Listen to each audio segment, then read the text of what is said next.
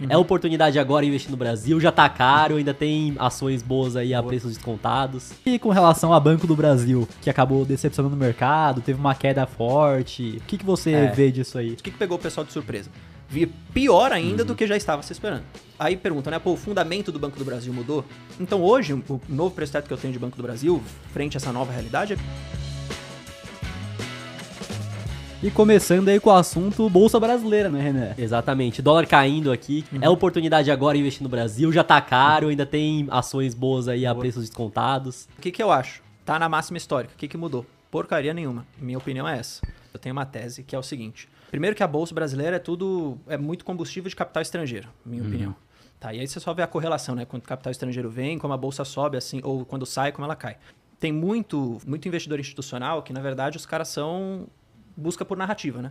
Então, qual que é a narrativa do momento? É bolsa, é renda fixa. Então, esses caras vão lá e vão com o fluxo de capital deles. O que eu tô olhando agora? Como a gente tá chegando num final de ciclo de alta da Selic, na verdade, para começar a queda da Selic, a gente também vê esse movimento nos juros futuros caindo, né? Fechando a curva. O que esses caras estão falando? Opa, chegou a hora de ações. Chegou a hora de comprar renda variável. Só que onde que esses caras estão indo? Para small caps, na minha opinião. Esses caras vão mais para small caps do que empresa de dividendo, empresa madura, setor de utilities, tudo. Então, a bolsa está na máxima histórica, mas quando você olha para essas empresas, tipo Banco do Brasil, Isa Energia, até empresa de commodity, não tem nada na máxima histórica. Pelo contrário, tá até caindo. Então, tá subindo a bolsa na máxima histórica. Não mudou nada, porque as empresas que eu invisto, no meu caso aqui, estão mais interessantes de investir do que estava no passado, entendeu? Quando a bolsa estava, sei lá, 128 mil pontos, vamos colocar um número aqui. Então, na minha opinião, tem muito essa narrativa que está acontecendo. Então, esse fluxo de capital está muito tático, né, curto prazo. Para o investidor previdenciário, que é o meu caso, assim, é muito bom. Então, a gente está na máxima histórica, mas independente disso, muita oportunidade ainda. Eu acho que é um bom momento de aportar de forma consistente. Não sabe o dia de amanhã, nem quero tentar prever, mas consistentemente aportar é o melhor cenário hoje. Então, nesses momentos de queda, você só aporta mais forte. Em momentos de alta, você aporta também, mas menos. Fazendo aquela estratégia de aporte consistente, assim. Isso na história, se for olhar para os Estados Unidos, quem fez isso? Bateu hedge fund. Bateu um monte de gente. Talvez não Warren Buffett, mas que é um cara muito fora da curva. Que com certeza talvez não seja o nosso caso. Nem o caso da maioria das pessoas aqui, entendeu? Então acho que Trump falar, Lula falar, Haddad falar, são ruídos de curto prazo que, na minha opinião, são mais oportunidade do que, meu Deus, o risco, o mundo acabou tal. Claro que a gente tem que acompanhar o que o governo vai fazer com o IOF, quem que vai ser eleito. Claro que tem que acompanhar isso, porque a depender disso, o Brasil vai indo para uma direção. Só que, normalmente, olhando para o passado, todos os cenários de ruído, assim, foram oportunidades muito claras, assim, para as pessoas comprarem. E aí todo mundo fala, pô, não aproveitei, espero que venha a próxima, hein? Aí quando vem, pô, não aproveitei, mas calma, na próxima eu vou. Aí vem a próxima. Pô, calma aí eu tô com medo, agora vai mudar, agora não é mais a verdade, agora não é a oportunidade. O cara fica sempre nessa e nunca compra. E até tem estudos que mostram que se o investidor fica fora do mercado, sei lá, nos 5 melhores dias, ou nos 10 melhores dias, ou nos 20 melhores dias, a rentabilidade dele cai praticamente pela metade. Então, querer adivinhar que vai cair um pouco mais e o cara não comprar, ou vender e querer comprar mais barato, acho que o maior erro que ele tem é só ir comprando ali. O medo tá muito grande, pode cair mais, mas você compra agora. Se cair mais, você compra mais um pouco depois. Exatamente. E não querer acertar o fundo, porque o cara que quis acertar o fundo dessa queda aí, muito por conta das tarifas, vai ficar esperando até agora, vai romper uma máxima histórica e o cara não pegou nada. Cara, tem até um estudo que os caras fizeram mesmo. Eles falaram assim, vamos supor 2 personas, né? A primeira que é o cara que só compra fundo. Só que aí o cara falou assim, vamos supor que esse cara que só compra fundo, ele de fato acertou todos os fundos que tiveram nos últimos 20, 30 anos. Nos Estados Unidos, né? Ou seja, seria impossível ele acertar isso, mas o cara falou assim, vamos supor que ele acertou. E vamos comparar esse cara com a performance de alguém que comprou consistentemente todos os meses uma quantia X de S&P 500. O cara foi olhar a performance, o cara que comprou consistentemente todos os dias, mesmo em mercado de alta, teve muito mais rentabilidade, foi muito melhor. Porque, primeiro, o cara que só compra fundo, às vezes ele pode ficar uma eternidade sem comprar nada. Entendeu? Porque ele vai ficar, vou fazer caixa. Quanto tempo você vai ficar fazendo caixa? E enquanto isso, a bolsa está subindo. Então, o tal do dollar cost averaging aí, que o pessoal chama, é a melhor estratégia para fazer, especialmente se o pessoal tem ETF. Não sei se você concorda.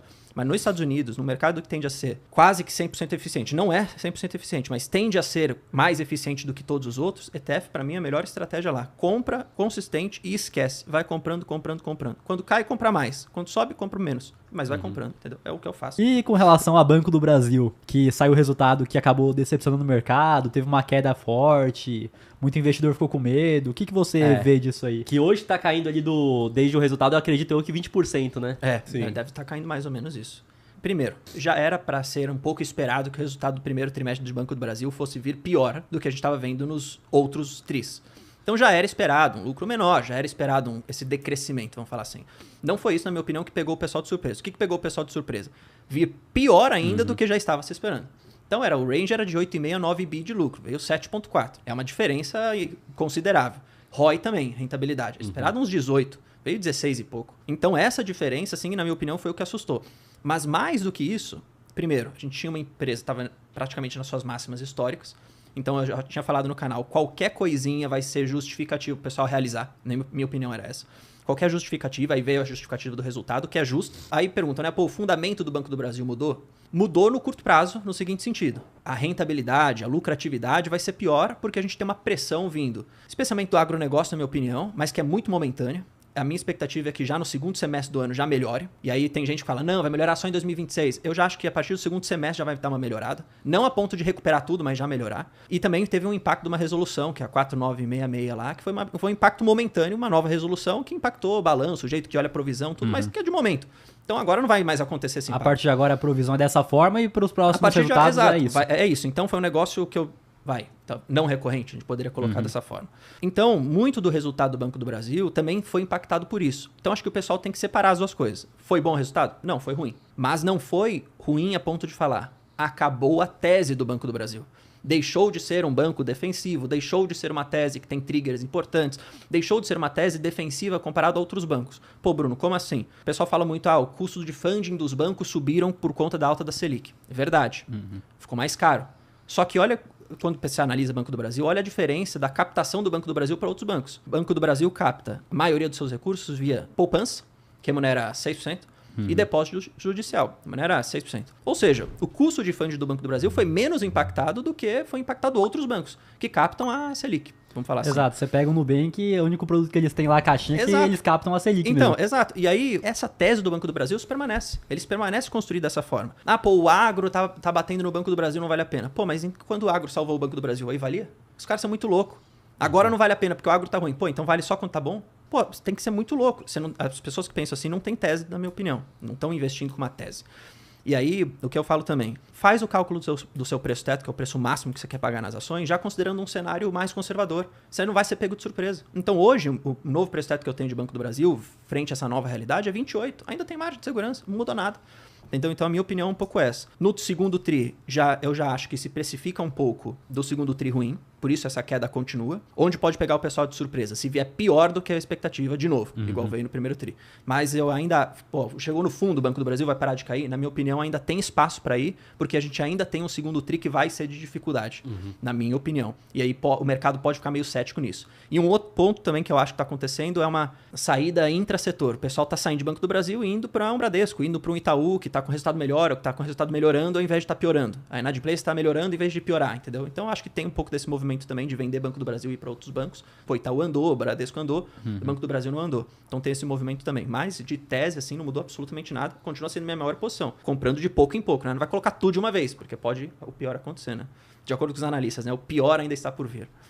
Então, eu cheguei a ver isso daí mesmo. O pior ainda está por vir. Então vamos ver se o pior tá vindo mesmo. E eu já vi gente que antes era super otimista, não, que o Banco do Brasil já era, que a longo prazo não tem como. Aí o povo que antes falava, não, que as fintechs não vão conseguir mais segurar, o Banco do Brasil vai se manter. Agora tá tendo essa narrativa, não, que agora as fintechs que vão tomar o espaço. Mesma história.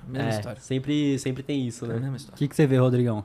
Eu vejo que o Banco do Brasil, concordo com o Bruno, manteve-se ali, né, o fundamento, a tese é a mesma, o que aconteceu foram impactos aí momentâneos. Então, entrando um pouquinho ali mais na parte do agro, e acho que nela eu sou um pouco mais pessimista que o Bruno, concordo com ele, não sei se chegamos no fundo agora de toda essa situação, né? Então, o agro pesou muito, embora a gente ouça falar muito de super safra esse ano, o agro vai bater recordes, a questão é a margem, né? Então, as commodities estão cotadas ali abaixo do que estava em 2021, 2022, que o agro explodiu, e isso pressiona ali o produtor, né? E também tem um outro fator da própria economia brasileira. Então, esse produtor está ali com seus empréstimos, uma taxa de juros muito alta, então ele está sendo pressionado de todos os lados, e aí ele deixa de pagar fornecedor, deixa de pagar o banco. Então a inadimplência do Banco do Brasil subiu para 4, 3,9, se eu não me engano. E ela pode aumentar ainda. Não sei quanto é o fundo. Acho que o próximo tri e o outro, segundo, terceiro desse ano, vão ser bem decisivos para a tese. Imagino que, se piorar, vai acontecer nesse período, e aí depois o Banco do Brasil vai se recuperando gradualmente ali, né? Mas vejo que ele tem, assim, um tempo de recuperação, mas não perdeu o fundamento, né?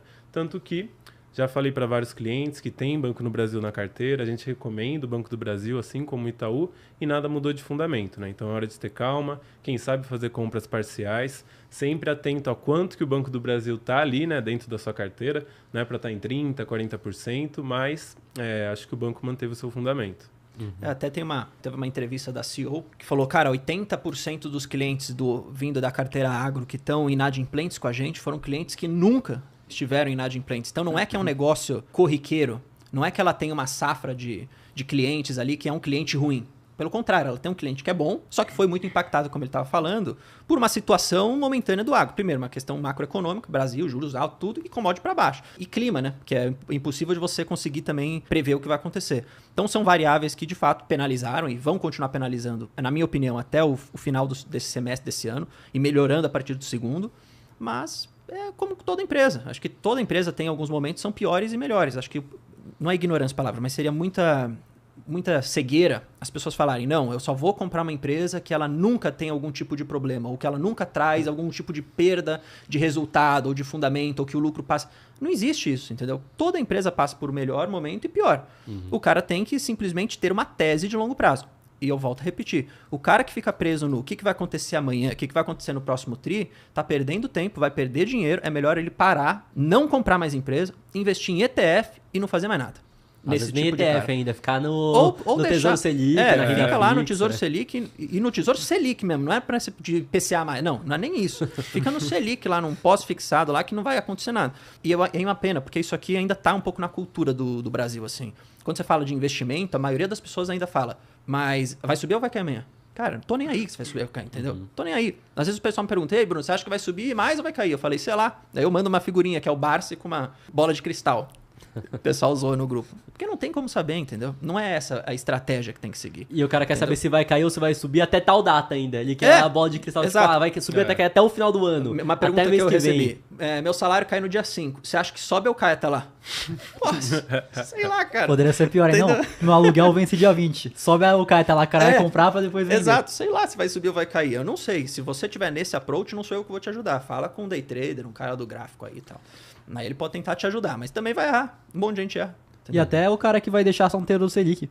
Quando a Selic estiver lá embaixo, o cara vai ficar, não, porque agora tá rendendo muito pouco. Rende pouco porque a taxa de juros caiu, né? Então até pra isso o cara tem que tomar cuidado. Sabe qual foi uma cagada que eu acho que aconteceu? Época da pandemia, juros a 2. Um monte de corretora começou a colocar anúncio. Vem pra bolsa, que aqui a rentabilidade melhor, não sei o quê. Trouxe um bando de gente que não sabia nem o que tava fazendo, cara. E aí, a rentabilidade é melhor, o cara quer pra amanhã. Aí virou day trader, virou swing trader, comprou não sei o quê, aí compra small cap, aí gira a carteira, vai pra dividendo, aí compra Selic, compra não sei o quê. Você vai ver a carteira desse cara hoje, ou ela tá morta, 90% de prejuízo, ou o cara já morreu, né? Já saiu da bolsa e fala, não, isso aqui é cassino, não vou participar. Eu acho que foi até um desserviço nesse sentido da forma como foi feito. Pena que muitos dos canais de investimento, tudo, meu inclusive, nasceram, na verdade, por conta da pandemia. Né? Quando eu comecei a perceber isso, eu falei, caramba, eu já invisto, mas, cara, agora tem um monte de gente querendo falar. Mas é uma pena que eu não tinha um canal maior para conseguir trazer um pouco dessa visão. A gente tinha poucas pessoas grandes naquela época, entendeu? Hoje tem bem mais. Então, era um conteúdo menos profundo também. Era menos profundo. Então o pessoal ficou com essa sensação do tipo, investimento é meio cassino, é meio adivinhar.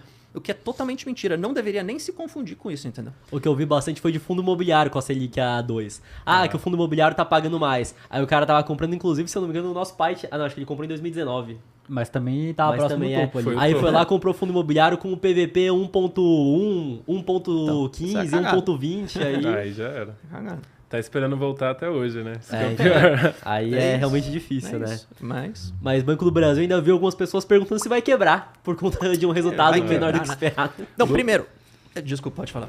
Não, lucrou 7,4 bi, né? Uma empresa que vai quebrar assim, vende ela pra mim. Lucrou de 7,4 bi com um ROI de 16 e pouco, mas beleza. Continua sendo um ROI... não dá o Banco do Brasil não fala qual que é o custo de capital, né? Mas, sei lá, eu estimo, sei lá, deve ser 15%, 16%, sei lá. Talvez um pouco menos. Então tá rentabilizando acima do custo de capital. Então, ou seja, tá gerando valor nesse sentido. Aí o pessoal pega um monte, aí fala, não, o Banco do Brasil não é mais uma oportunidade. O que é oportunidade para você? Ah, é BMG. Pô, sacanagem. BMG, ROI ruim, abaixo do custo de capital. Ou Banrisul, ROI ruim, abaixo do custo de capital. Ah, mas pô, Bruno, tem desconto. Mas o desconto é porque é ruim. Não é porque é uma oportunidade, entendeu?